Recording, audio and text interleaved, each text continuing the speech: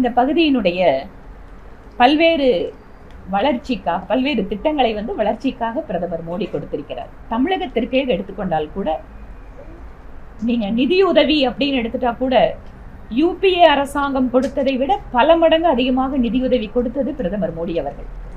அதிகமான smart city திட்டங்கள், இரட்டை ரயில் பாதைக்கான நிதி பங்களிப்பு, அதெல்லாம் ரொம்ப வருஷமா பெண்டிங் இருந்தது. நீங்க கோயம்புத்தூர் எடுத்துட்டா கூட இங்க இருக்கக்கூடிய மோட்டார் பம்ப் செட்டுக்கு என்று மத்திய அரசனுடைய சிறப்பு நிதி உதவி, ராணுவ தளவாட உற்பத்தி கேந்திரமா கோயம்புத்தூரை மாத்துறதுல இன்றைக்கு நிறைய நம்முடைய பகுதியினுடைய சிறு குறு தொழில் நிறுவனங்கள் அதற்கான வாய்ப்பை பெற்றிருக்கிறார்கள்.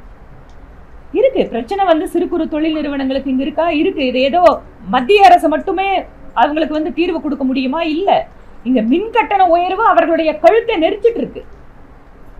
கடுமையான மின் கட்டண உயர்வு, சொத்து மதிப்பு உயர்வு, பத்திரப்பதிவு உயர்வு, பால் விலை உயர்வு என ஒவ்வொரு நாளும் மக்களை கசக்கி பிழிகின்ற அரசாக இந்த மாநில அரசு இருக்கு.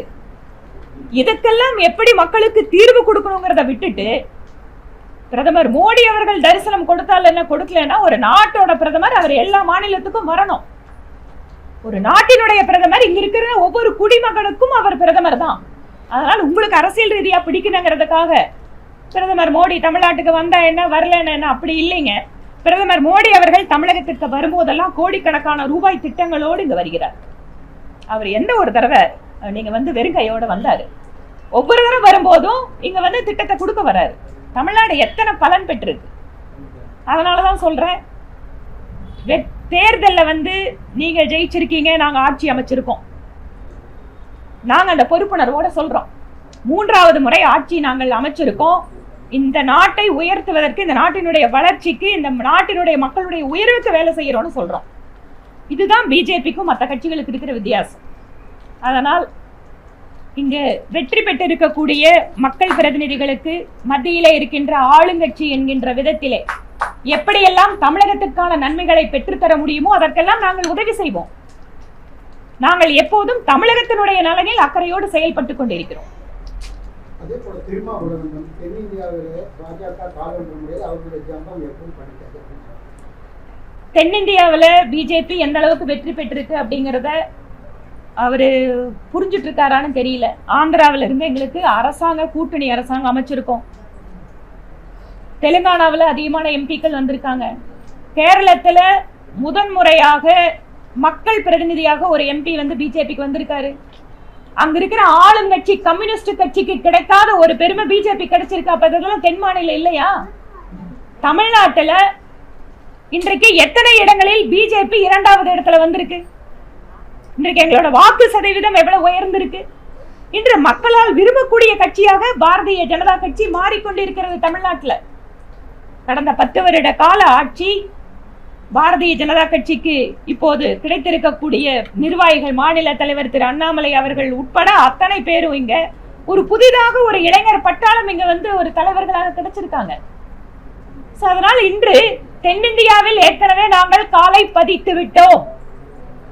அதனால் புதிதா பதிக்கிறதுக்கு ஒன்னும் உங்ககிட்ட பர்மிஷன் வேண்டியதில்லை. தமிழகத்திலும் எங்களுடைய கால்கள் ஆழமாக இங்கு பதிந்திருக்கிறது.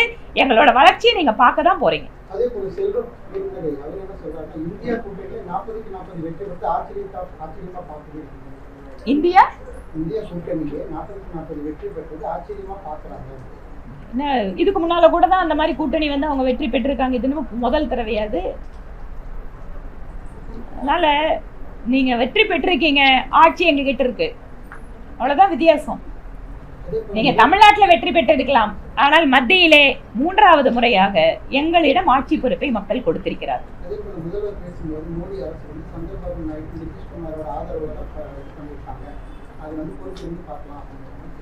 உங்க கூட கூட்டணியில் இருந்தவங்க எத்தனை நாளைக்கு உங்களோட சட்டசபை தேர்தல் வரைக்கும் இருக்காங்கிறதையும் நாங்க பொறுத்திருந்து பார்க்கிறோம். எங்களுடைய கூட்டணி என்று பலமான ஒரு கூட்டணியாக மத்தியிலே அமைச்சரவை நீங்க பங்கேற்பது கூட பாத்தீங்க.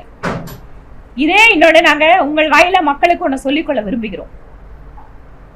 நீங்க 2004 திராவிட முன்னேற்ற கழகம் மத்தியிலே கூட்டணி அரசோடு காங்கிரஸோடு ஆட்சி அமைக்கின்ற பொழுது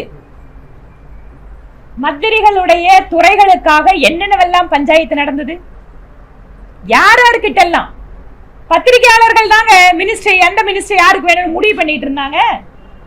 இப்ப எவ்வளவு ஸ்மூத்தா கூட்டணி அரசு எல்லா கூட்டணி கட்சியோட இணைந்து திரு நிதிஷ்குமார் அவர்கள் 7ஆம் தேதி பார்லிமெண்ட் சென்ட்ரல் ஹால்ல என்ன பேசுறாரு, திரு சந்திரபாபு நாயுடு அவர்கள் என்ன பேசுறாரு.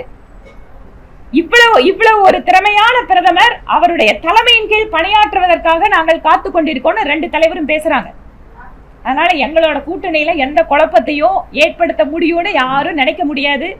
எல்லாரும் அத்தனை கூட்டணி கட்சிகளும் பிரதமர் மோடி அவர்கள் மீது மிக பிரம்மாண்டமான ஒரு நம்பிக்கை வச்சிருக்காங்க, எதிர்பார்ப்பு வச்சிருக்காங்க.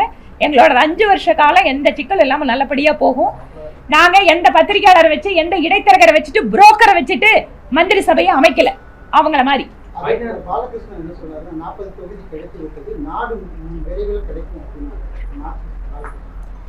தேசிய கட்சியாக இருந்த கம்யூனிஸ்ட் கட்சி இன்னைக்கு எத்தனை எம்பி வச்சிருக்காங்க? தமிழ்நாட்டில் ஏதோ கூட்டணி தயவில் கம்யூனிஸ்ட் கட்சிகளுக்கு ஒரு மேடையில இடம் கிடைச்சிருக்கு. மேற்கு வங்காளத்துல ஒரு காலத்துல ஆட்சியில் இருந்தவங்க, கேரளாவில் ஆட்சியில் இப்ப இருக்கக்கூடிய அரசு எத்தனை மக்கள் கொடுத்திருக்காங்க உங்களுக்கு? நாங்க இன்னைக்கு தனிப்பெரும் கட்சியாக இந்தியாவில் உருவாயிருக்கோம். இந்த ஆட்சியை நாங்க அமைச்சிருக்கோம். அதனால எங்களை பார்த்து கம்யூனிஸ்ட் கட்சி இந்த மாதிரி விமர்சனத்தெல்லாம் வைக்க வேண்டாம். பாதகம் செய்பவரை கண்டால் நாம் பயங்கொள்ளலாகாது பாப்பா, மோதி மிதித்து விடு பாப்பா, அவர் முகத்தில் உமிழ்ந்து விடு பாப்பா. அண்மை செய்திகளை உடனுக்குடன் தெரிந்து கொள்ள இணைந்திருங்கள் இயம்நாடு தொலைக்காட்சியுடன்.